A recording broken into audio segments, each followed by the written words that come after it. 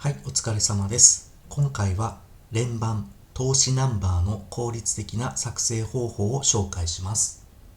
このような連番を簡単に作成する方法を6通り紹介いたします。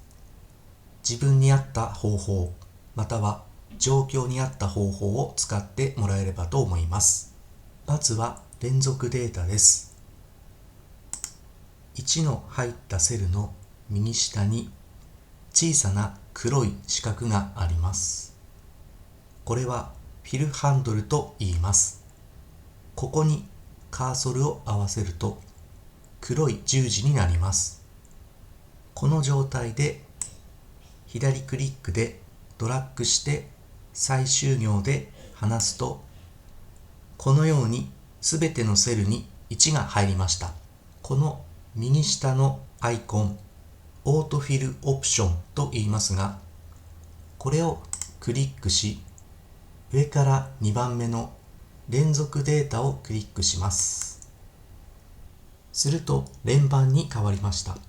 2つ目はフィルハンドルです。このように1、2と続けて入力した状態で、2つのセルをドラッグし、フィルハンドルを最終行で離すと、これだけで連番を作成することができます。3つ目はダブルクリックです。このように隣接セルに入力済みのデータがある場合は、2つのセルをドラッグし、フィルハンドルの上でダブルクリックすることで連番が作成できます。4つ目は連続データの作成です。1の入ったセルを選択し、ホームタブの編集の中のフィルのアイコンをクリックし、連続データの作成をクリックします。範囲を列にチェックを入れ、停止値に最終行の値を入れます。ここでは8を入力し、OK を押します。すると連番が作成できます。5つ目はロー関数です。ロー関数は指定したセルの行番号を数値として返す関数です。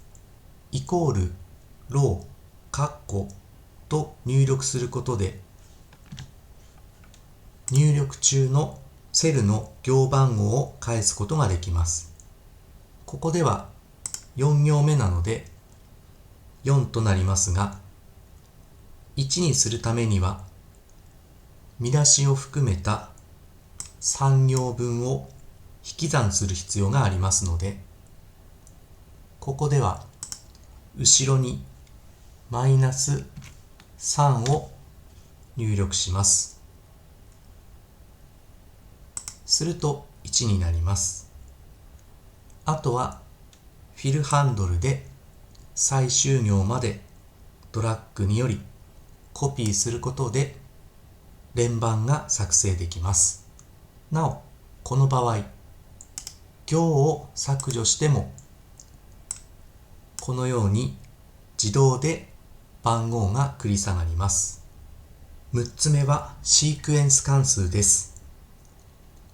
こちらの関数は現在のところ Excel のバージョンが365か2021番でないと使えません。